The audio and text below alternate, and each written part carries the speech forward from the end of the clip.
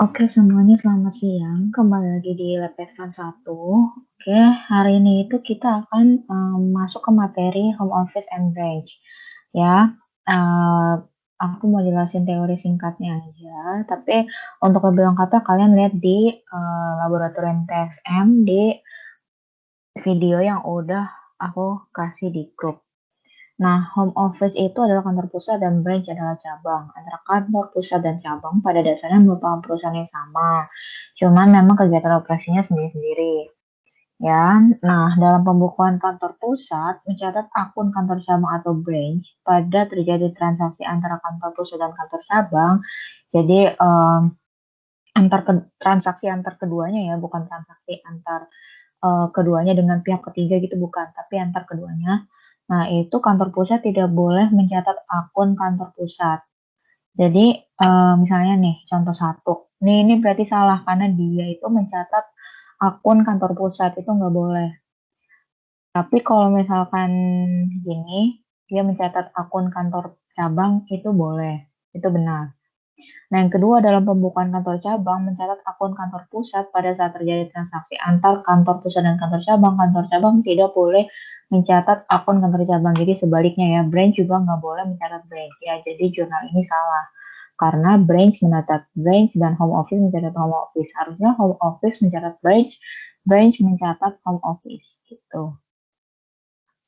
Nah, terus yang ketiga antar akun home office dan branch ya, atau aku singkatnya ngomongnya HO and branch ya, HO dan branch itu memiliki saldo yang berlawanan. Jadi kalau misalnya akun home office itu di piutang, ya berarti branch-nya itu di hutang. Jadi misalnya gini, ini kan salah karena ini. Nah yang kedua, ini udah bener home office nyatet branch, tapi tetap salah. Kenapa? Karena ini di akun yang saldonya sama, nggak berlawanan.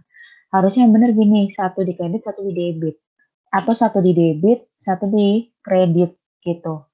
Nih, satu di debit, satu kredit, gitu. Nggak boleh yang dua-duanya itu ada di saldo yang sama, sama-sama di debit atau sama-sama di kredit itu nggak boleh. Nah, pada akhir periode, kantor pusat akan mengakui laba atau rugi dari operasi kantor cabang dan akan digabungkan dengan laba atau rugi kantor pusat. Jadi dia HO akan mengakui laba ruginya branch ya, operatingnya, dan akan digabungkan dengan laba rugi kantor pusat itu sendiri gitu. Oke, kita langsung masuk ke modul. Kita akan bahas yang pertama adalah problem 3. Nah, problem 3 ini dia bilang pada 1 Januari 2021 Worldco itu membuka cabang baru ya. Nah, terus jadi ini udah ada transaksinya. Yang pertama itu home office transaction. Home office transaction yang pertama itu transfer cash to branch. Berarti cash keluar kan, berarti cash di kredit, berarti debitnya itu branch. Nah, sebaliknya, berarti si branch harus juga mencatat, yaitu cash pada HO. Ingat, jangan sampai HO sama branch ini sama-sama saldonya di debit atau sama-sama saldonya di kredit, harus berlawanan. Gitu, nominalnya juga sama branch-nya. 125, 225. Oke, yang B sekarang, transfer merchandise ya, atau persediaan itu ke branch. Ya, build at cost 2510. Ya, jadi biaya perolehannya itu 2510. Kalau HO kasih ke branch berarti branch di debit ya sama kayak ini, cuman bawahnya cashnya ganti shipment to branch. Atau kalau kalian kemarin belajarnya kan merchandise merchandise inventory ya atau shipment to consignment nih gitu-gitu. Ini sekarang shipment to branch gitu. Nah, bagian branch itu berarti shipment from HO, karena kan dapat barang dari HO, berarti di debit, HO-nya di kredit, sebesar nominal yang sama, yaitu 2510.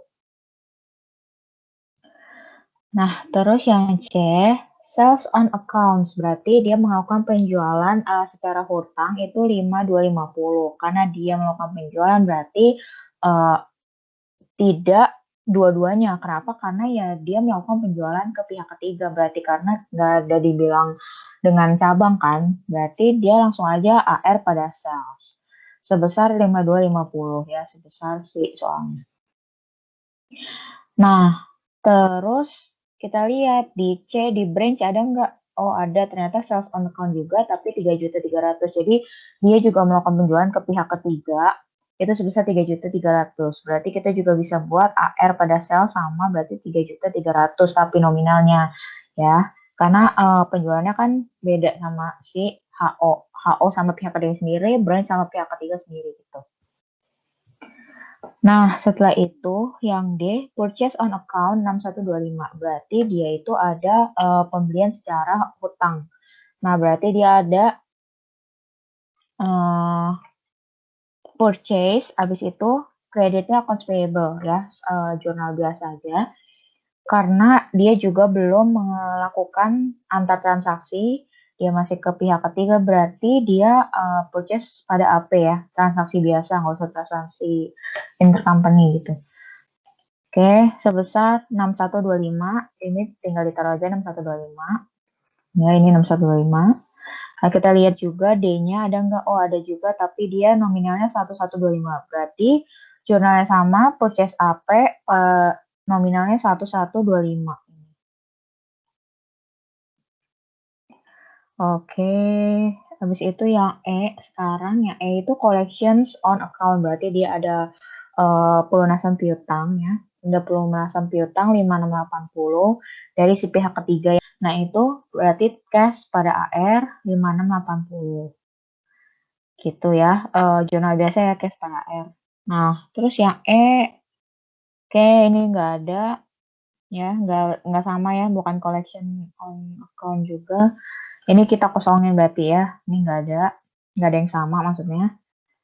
Nah, habis itu, sekarang kalau kita lihat yang E dari sisi branch, itu kan dia bilang collection on account deposit to credit home office. Jadi maksudnya kayak ada pelunasan piutang nih dari pelanggannya si branch, cuman dia itu dikumpulinnya tuh ke home office gitu. Jadi di sini si home office itu taruh dulu si saldonya branch itu 2670, AR-nya dia berkurang 2670.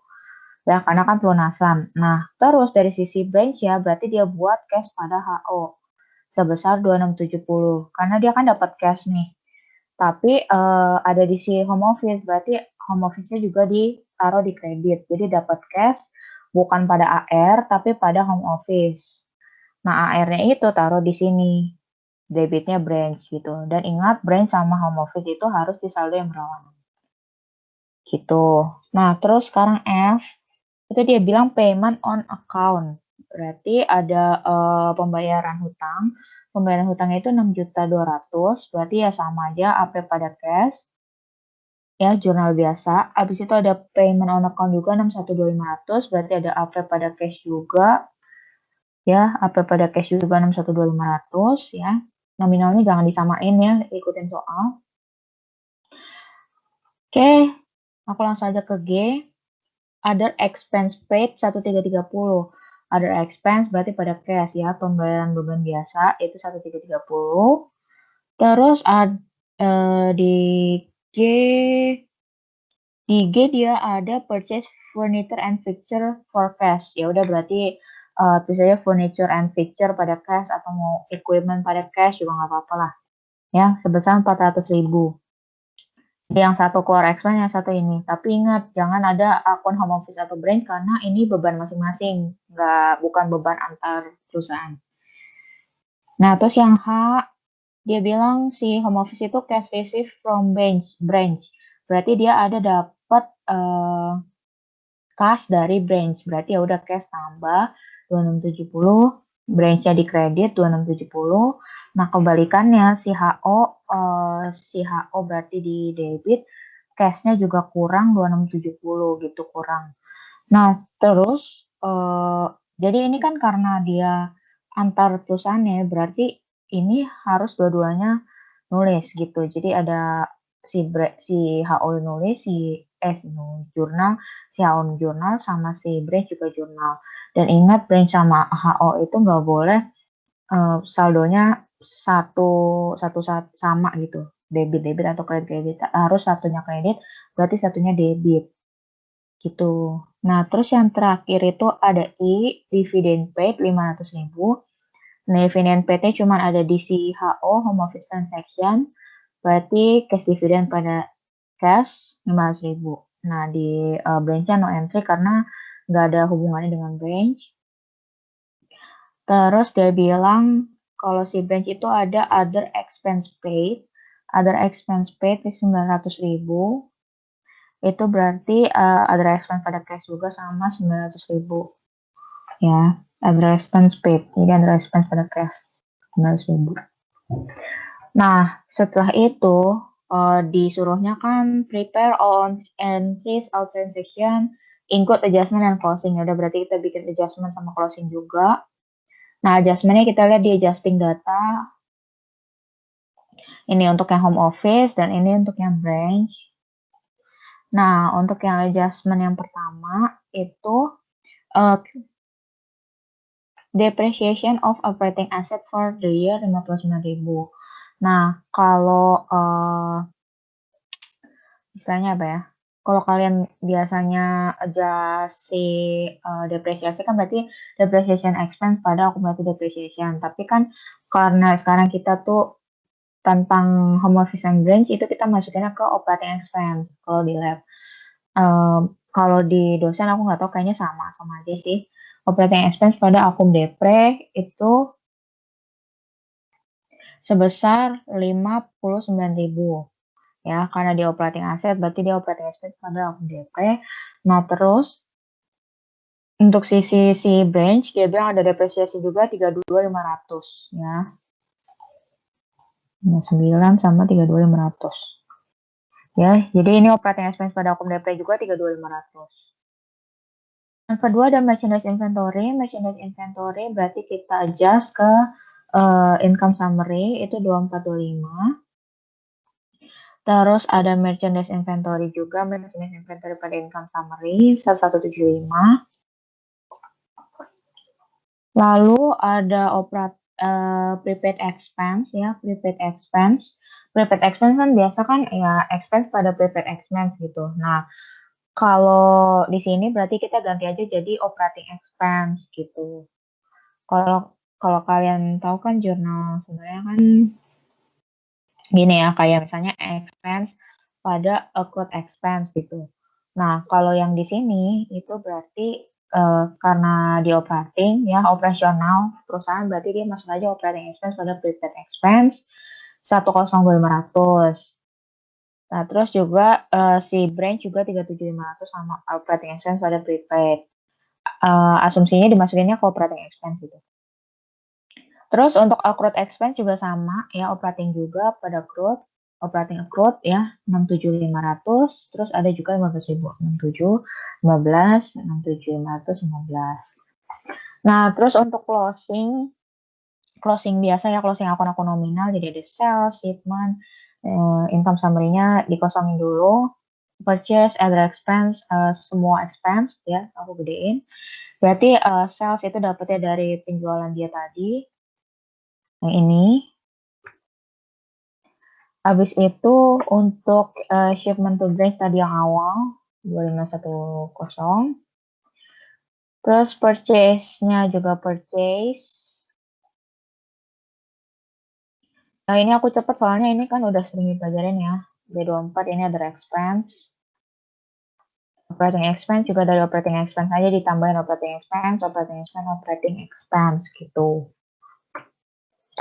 Oke. Sisanya berarti ya kita jumlahin aja yang gede kurang yang kecil. Ternyata lebih kecil di kredit kan. Kalau misalnya kita tambahin kan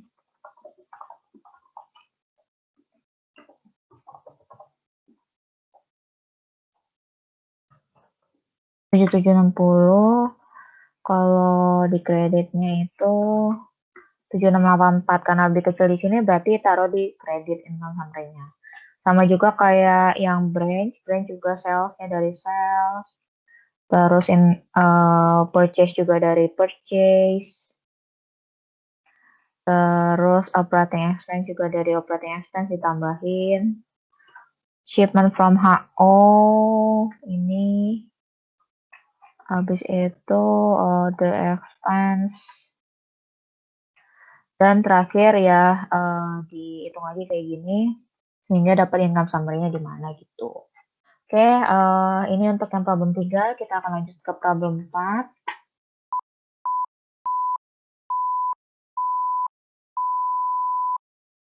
Oke, sekarang kita akan lanjut ke problem 4. Jadi, di problem 4 ini itu dibilang bahwa restoran Viraria yang merupakan restoran yang menjual ayam geprek, itu dia membuka cabang di Bali dan Bandung. Nah, kalau yang tadi di problem 3 itu cuma satu ya, a new branch, berarti satu branch doang. Ini itu kita akan mencatat di 2 branch dan satu home office. Jadi kita bikin 3 sisi, yaitu yang pertama ada home office Jakarta, lalu ada branch Bali, dan juga ada branch di Bandung. Nah, biasanya sih kalau UAS sih 2 ya cabangnya, biasanya sih 2. Nah, terus persediaan yang dimiliki restoran di Jakarta, Bali, dan Bandung pada awal tahun itu 250.000, 175, dan 125.000. Nah, persediaan cabang Bali dan cabang Bandung yang berasal dari pusat, jadi ada kalau cabang itu pasti ada persediaan yang dari pusat. Nah, yang dari pusat kalau Bali itu 160 dan kalau Bandung itu 120 yang berasal dari pusat. Nah, berarti sisanya itu dari pemasok luar. Nah, pusat itu menetapkan markup kepada cabang Bali itu sebesar 25% dari nilai faktur, yaitu nilai harga jual, dan kalau cabang Bandung itu 20% dari kos. Oke, nah kita langsung masuk aja. Sebelumnya dia bilang menggunakan metode pencatatan periodik FIFO. Oke, sekarang kita masuk aja ke transaksi. Nah, dalam transaksi berarti kalian harus melihat dari 3 sisi ya. Nah, kalau kalian nanti mencatatnya mau 3 gitu kecil-kecil atau mau di landscape ya terserah ya. Nah, pusat itu mengirimkan barang dagang kepada cabang Bali dengan nilai faktur sebesar 150.000 dan keuntungan yang diambil dari pengiriman adalah 20% dari nilai faktur. Selain itu, pusat juga mengirimkan barang dagang kepada cabang Bandung dengan nilai faktur 135.000 dengan keuntungan yang diambil adalah 25% dari kos. Oke, satu-satu ya. Berarti pusat mengirimkan barang dagang ke cabang Bali, yaitu branch yang pertama itu nilai fakturnya 160.000. Nah, keuntungannya itu 20% dari nilai faktur. Nah, kalau ada keuntungan atau markup itu kita harus cari cost-nya berapa. Kenapa? Karena kalau kita kirim barang ya, merchandise shipment gitu, itu kan kita harus sebesar cost. Makanya kita harus tahu dulu berapa si cost-nya atau biaya perolehannya, bukan si harga jualnya. Nah, tadi kan dibilang kalau 150.000 itu nilai fakturnya. Nah, nilai faktur ini akan masuk ke akun branch. Kalau tadi kan langsung branch pada shipment ya, karena emang udah dikasih tahu cuman cost-nya. Nah, sekarang sama branch juga di debit, cuman branch-nya itu sebesar nilai si harga jualnya atau nilai fakturnya. Nah, terus kita harus pisahin antara cost dengan si markup-nya, yaitu 20% dari nilai faktur. Ada shipment to branch, yaitu berarti sebesar perolehan. Jadi shipment itu sebesar biaya perolehan. Nah, UIP itu udah dikasih tahu di video laboratorium itu artinya adalah pertanyaannya adalah unrealized intercompany inventory profit. Jadi semacam kayak gross profit-nya lah gitu. Nah, gross profit-nya dia bilang 20% dari nilai faktur. Berarti kita kaliin aja 20%.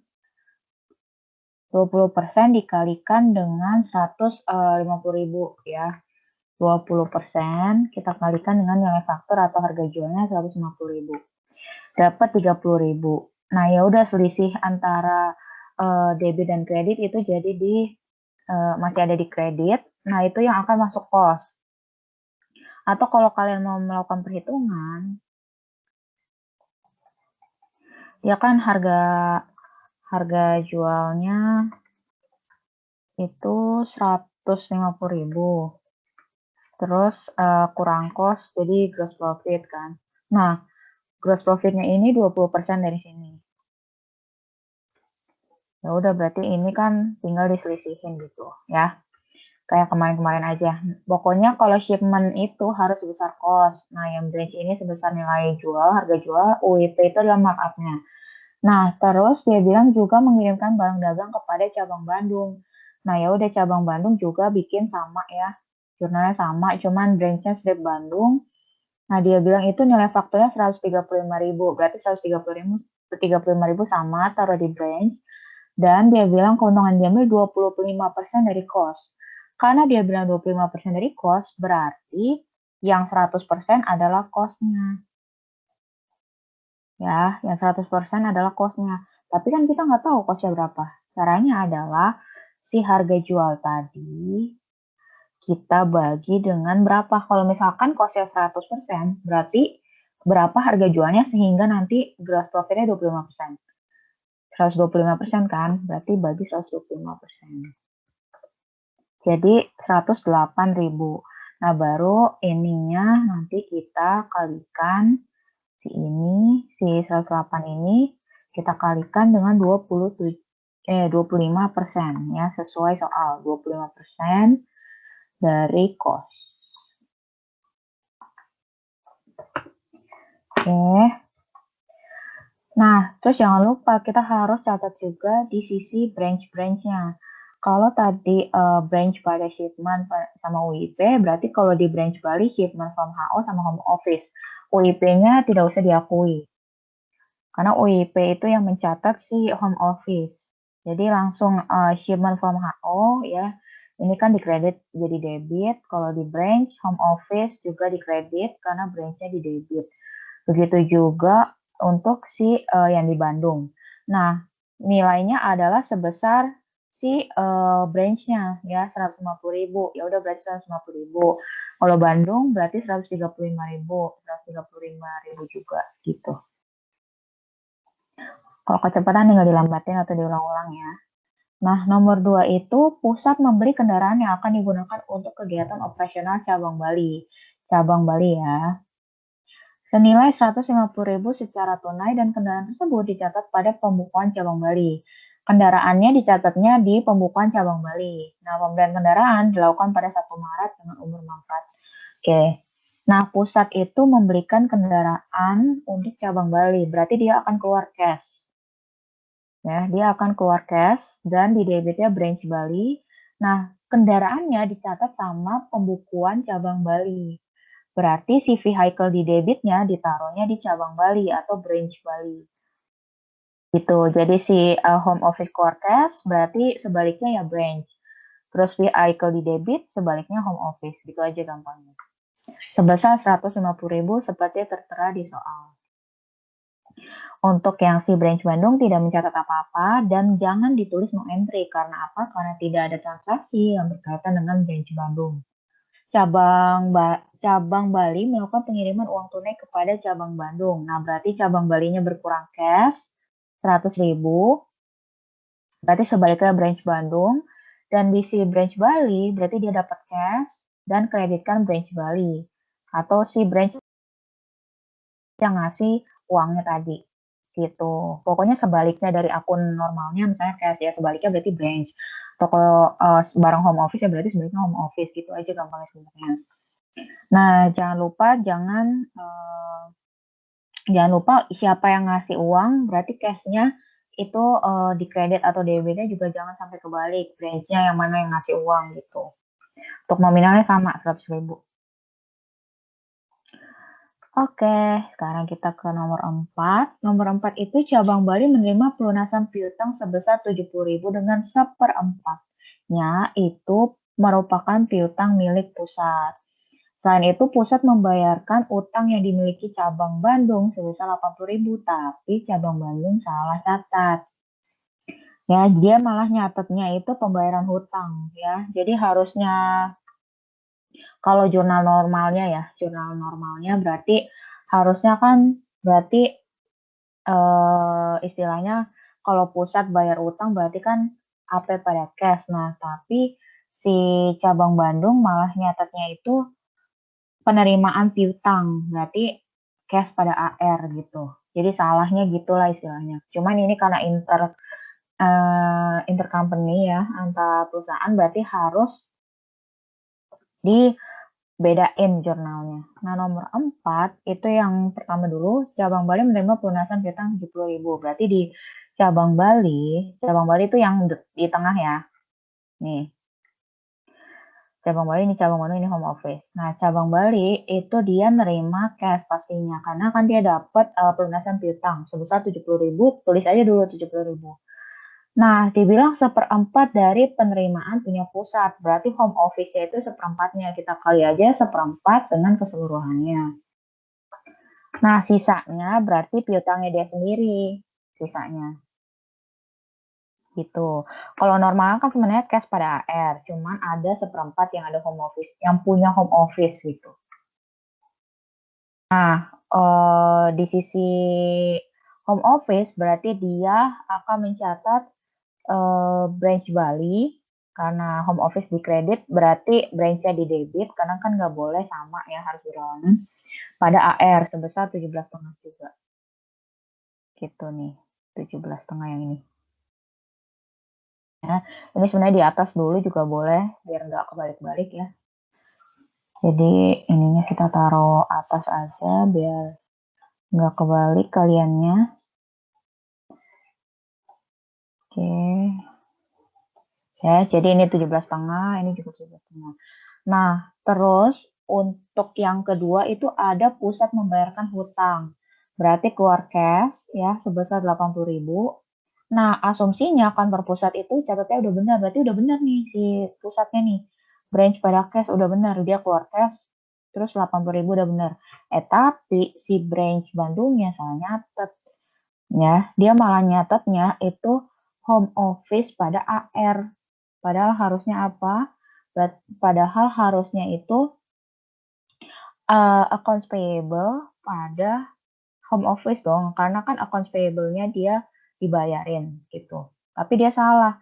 Buktinya apa? Saldonya aja sama-sama di debit. Home office di debit, branch di debit. Itu aja udah kelihatan bahwa dia salah catat. Nah, tapi tetap kalian tulis dulu yang tulis dulu yang salah. Tulis dulu yang salah, nggak apa-apa. Karena koreksinya di bawah. Ya, karena nanti di bawah ada jurnal koreksinya gitu. Nggak apa-apa, kalian tulis dulu aja yang salah. Home office pada AR. Gitu. Nah, yang kelima, selama tahun 2020 terdapat penjualan barang secara tunai yang dilakukan kantor pusat, cabang Bali, cabang Bandung, masing-masing sebesar 250.000, 280 dan 160. Berarti ini itu dia bilang kan yang dilakukan masing-masing ya, nih dia bilang masing-masing. Berarti terhadap pihak ketiga, jadi kantor pusat pihak ketiga, cabang Bali pihak ketiga, cabang Bandung dan pihak ketiga. Jadi bukan intercompany transaction. Oleh karena itu, ya udah jurnal biasa cash sales revenue, dan cash sales revenue. Dan nominalnya seperti tertera di soal, jadi tinggal disalin aja 250, 280 ya dan sebagainya. Diikutin aja yang dari soal. Oke. Nah, di nomor 6 sekarang dia bilang beban-beban yang terjadi sebagai berikut ya yang di tabel. Nah, dia bilang setengah dari beban sewa itu ditanggung pusat.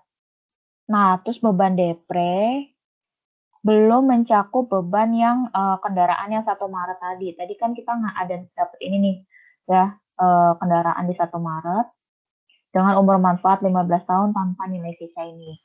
Nah, berarti kita bisa oke nanti dulu deh. Nah, jadi kita dari branch dulu aja ya, dari branch dulu.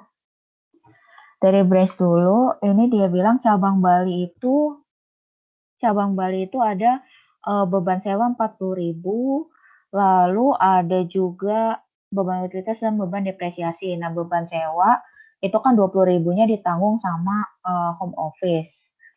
Nah, terus beban utilitas 15 dan oke, jadi gampangnya gini aja deh. Gampangnya gini, beban depresiasi itu kan tadi kan depresiasi yang beli cabang Bali ya, nih. Cabang Bali ya. Oke, aku coba pelan-pelan. Jadi tadi kendaraan kan yang beli cabang Bali. Nah, kita pinggirin dulu sih DP-nya. ya. Kita abaikan dulu si DP-nya. Berarti kalau 40.000 ditambah 15, itu berapa? 55.000 kan? Nah, 55.000 ini yang akan dibagi ke home office dan cash. Kenapa yang DP nggak dimasukin juga? Karena DP kan accumulated depreciation, bukan cash. Kalau beban sewa kan rent expense pada cash, utilities expense pada cash. Nah, kalau DP itu kan depreciation expense pada accumulated depreciation gitu. Ya. Nah, makanya di sini kita pinggirin dulu si DP-nya. Oke, berarti di sini home office dari 55.000 yang tadi, jadi kita fokus pada beban sewa dan beban utilitas. Jadi 40.000 tambah 15.000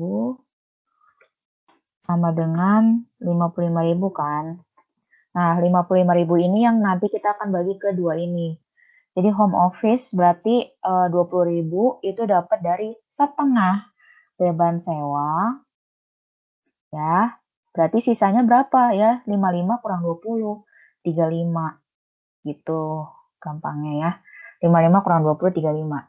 Nah, baru sisanya accumulated depreciation-nya 5.000, tapi jangan lupa dia bilang belum termasuk beban depresiasi yang dibeli di tanggal 1 Maret. 1 Maret dia bilang 150.000 kan cost-nya, terus manfaat 15 tahun. Ya udah tinggal 150.000 bagi 5. Ini aku tulis aja, 150.000 bagi 15, tapi jangan lupa dia belinya 1 Maret. Berarti 1 Maret sampai Desember baru berjalan 10 bulan. Jadi kalian kalikan dengan fraction, 150.000 bagi 15 dikali dengan fraction. Dapatlah 833. Nah, inilah berarti 5.000 yang tadi di tabel, 5.000 yang ini kita tambahkan dengan 8.333. Baru semua jumlahnya masukkan ke operating expense. Kalau misalnya kurang jelas, diulang-ulang terus aja. Pasti kalian ngerti ya. Aku yakin kalian semua pinter-pinter kok. Oke. Sekarang itu kita ke yang nomor 6. Ke nomor 6 yang cabang Bandung. Kenapa? Karena lebih baik fokusin ke branch dulu, baru ke home office akhirnya gitu. Nah, si branch Bandung juga sama. Dia 30 sama 20 sama 10. Tapi di sini accumulated depreciation-nya langsung aja taruh 10. Yang ini kenapa? Karena kan kita nggak ada beli-beli apa tadi yang cabang Bandung. Yang kendaraan kan tadi cabang Bali doang. Berarti sisanya yang ini beban sewa kan 30.000. Berarti setengah beban sewa 15 ya. 30.000 kali 12 taruh di home office. Ya, ini 30.000 kali 50% ya. Itu taruh di home office. Habis itu berarti sisanya sisa semuanya berarti kalau kita tambahin kan 30 tambah 20 kan tambah 10, 60. Ya 60 kurang 15 kurang 10 lah gitu. Jadi 60.000. Ya 60.000 ini keseluruhan yang cabang Bali. Terus kurang 15.000 kurang 10.000. Jadi 35.000. Dan semuanya 60.000 gitu. Untuk jurnal sama. Ini sama ini juga sama ya. Asumsikan masuk semuanya ke operating expense. Yang problem 3 juga kan tadi masuk ke operating expense kan ini. Kayak gitu. Nah, baru terakhirnya kita hitung si home office-nya. Accumulated depreciation operating expense ya, berarti masukinlah si operating expense si perusahaan dulu 135, 25, 35. Habis itu ini ya, yang ini ya 130, 125, 35. Ya, masukin dulu. Jadi ini benar-benar yang punya perusahaan dulu nih. Yang punya home office dulu. Habis itu branch Bali, ambil dari branch Bali yang ini, yang 20.000. Nah, ini nggak usah dihitung lagi, kita langsung sama dengan ini aja, ambil dari sini. Oke, 1/2 kali 40.000. Habis itu yang ini juga tadi 15.000 ini ngambil dari yang ini. 15.000 gitu. Karena tadi home office-nya di kredit, berarti branch-nya udah pasti di debit, harus berlawanan. 35.000 ini karena beban depresiasinya 35.000 ya yang ini. Oke. Nah, berarti cashnya ini ya selain dari beban depresiasi itu. Jadi caranya gampangnya adalah kalian tambahin dulu ini semua kurang 35.000 gitu. Ya. Tanggal 7, akuntan cabang Bandung itu melakukan koreksi atas kesalahan pencatatan yang terjadi. Jadi dia lakukan koreksi yang tadi salah catat tuh yang di atas ini nih. Nih, yang aku merah-merahin yang salah catat ini. Ya udah tadi kan aku udah bilang bahwa harusnya kan AP pada home office. Ya udah tulis yang benernya dulu. Baru yang AR salah tadi ini dibalik. Jadi AR-nya taruh di debit, yang tadinya di kredit. Buanglah semuanya 80.000, offset semua 80.000 dan AP-nya tambahin 80.000 juga. Jadi home office-nya 160.000 gitu. Ya, jurnal koreksi biasa. Oke, sekarang kita masuk aja langsung ke adjustment berarti ya, karena udah selesai semua. Ini kan koreksi udah. Nah, ini udah akhir periode, berarti kita harus melakukan adjustment, closing, dan eliminasi. Karena disuruh ya, penyesuaian penutup dan eliminasi. Kalau yang problem 3 tadi nggak disuruh. Oke. Nah, kita agak gedein dulu sebentar. Oke. Jadi pertama yang di-adjust itu adalah inventory dulu pasti, persediaan barang dagang ya. Kalau income summary pada merchandise inventory berarti adalah si persediaan awalnya. Persediaan awalnya bisa kita ambil aja langsung dari 250, 175, dan 125. Ya, kita salin 250, 175, 125 ya. Dan aku saranin kalian tandain ya, kalian kasih warna biru kayak atau apa, itu untuk yang dari HO-nya berapa. Dari HO di sini kelihatan bahwa dia itu HO-nya 160.000 ya, nih. Dibilang dari pusat, yang berasal dari pusat masing-masing adalah 160.000 untuk Bali, berarti ini dari HO 160.000, dan 120.000 untuk cabang Bandung, berarti dari HO 120.000.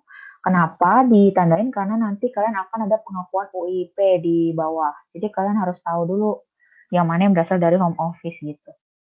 Sekarang kita lanjut setelah persediaan awal, pasti kita juga harus adjust persediaan akhir. Persediaan akhir berarti rumusnya merchandise inventory pada income summary. Dan kalian langsung aja salin yang ini. 75, 145, 160, 75, 145, dan 160. Nah, jangan lupa ditandain juga yang dari HO berapa. Dia bilang di mana 15.000 persediaan cabang Bali dari pihak luar. Berarti di sini 145 kurang 15.000. Terus dia bilang kalau Bandung yang dari luar itu 10.000, berarti yang dari HO 160 kurang 10.000. Itu. Oke, setelah udah adjust, kita closing. Nah, closing berarti yang pertama pasti kalian tutup dulu akun-akun nominal.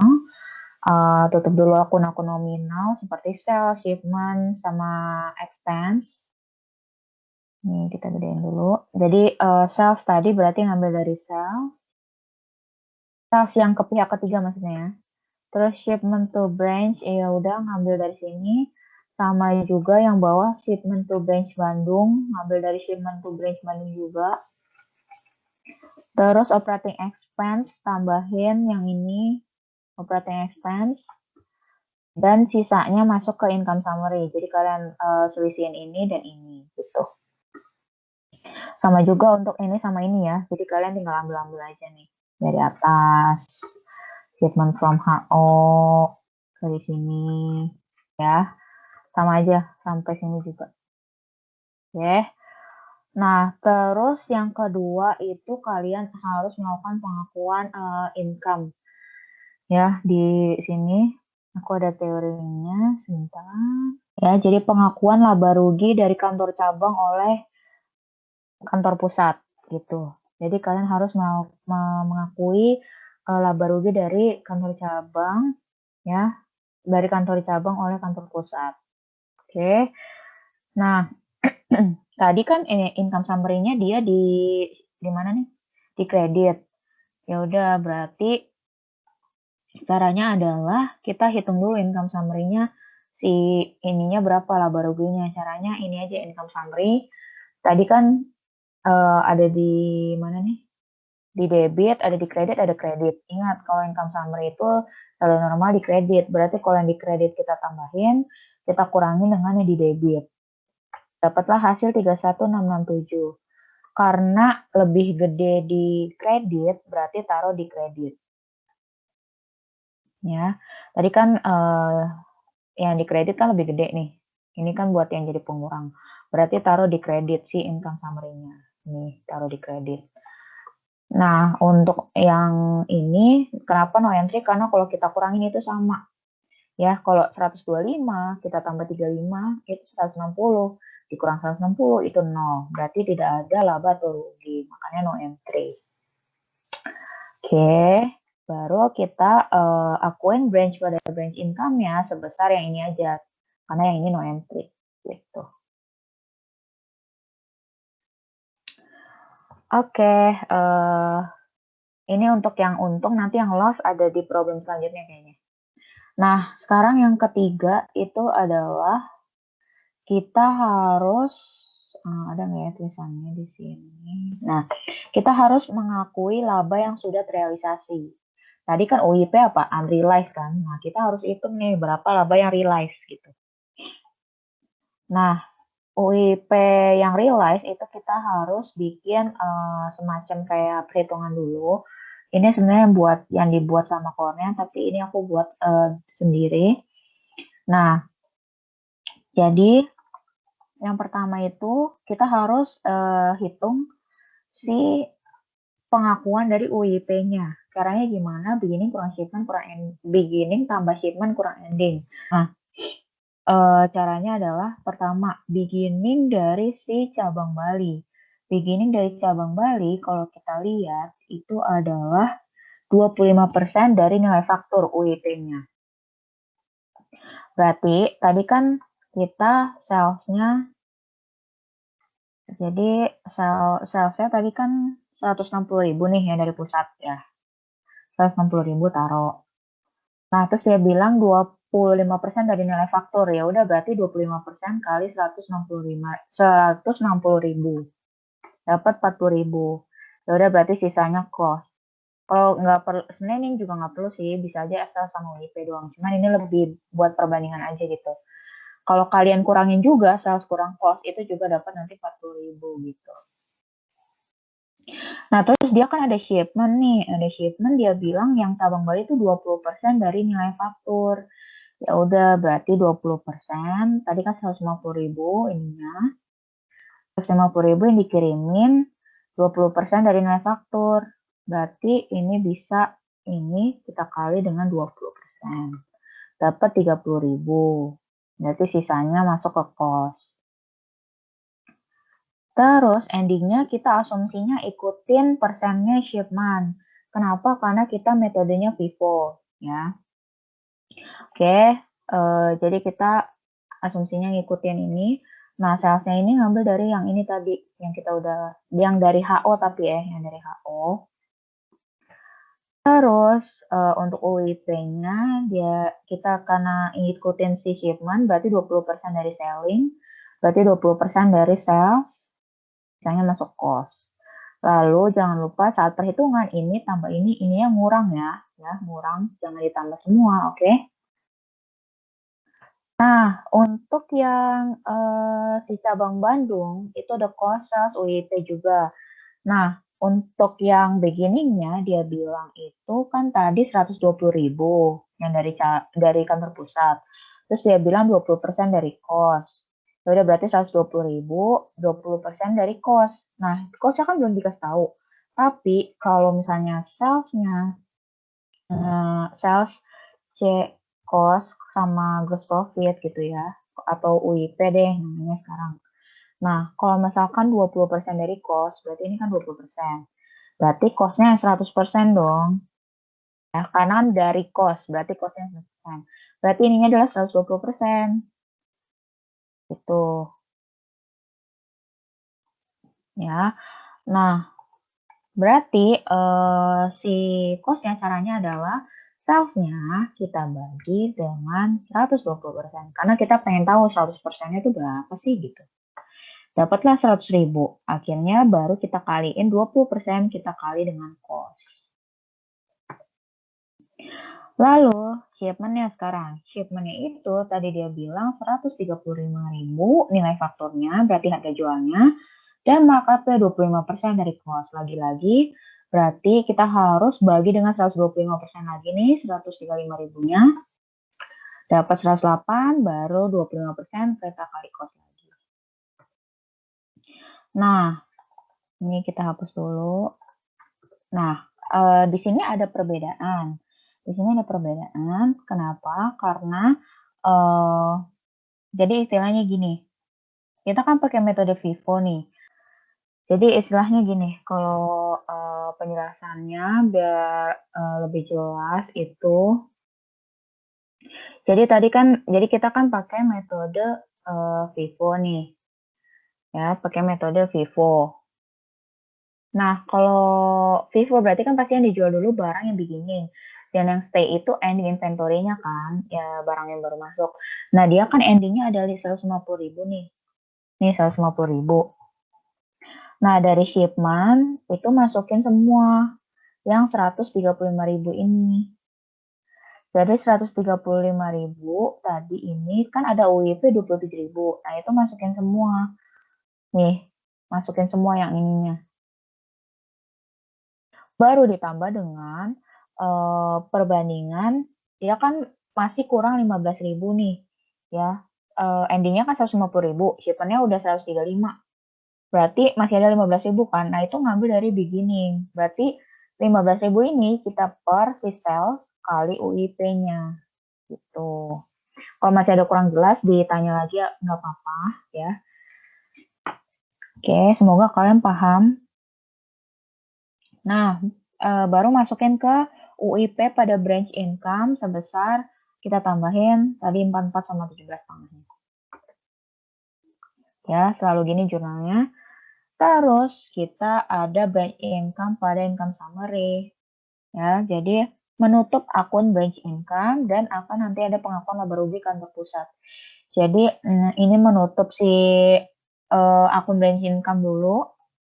Caranya gimana? Kita tambahin aja nih branch income-nya. Gitu pada income summary. Jadi branch income yang tadi di kredit kita balik jadi di debit. Oke, terus income summary-nya kita tutup ke return earnings pastinya. Nah, kita bikin di account dulu nih. Kita masukin semua income summary yang ada. Income summary dari sini. Kalau yang mau yang kredit dulu boleh masukin kredit dulu ini. Sorry.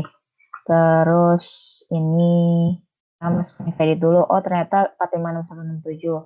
Nah, yang di debit itu ada 250.000. Berarti sisanya ada di debit 206.167 untuk mengimbangi si yang di kredit.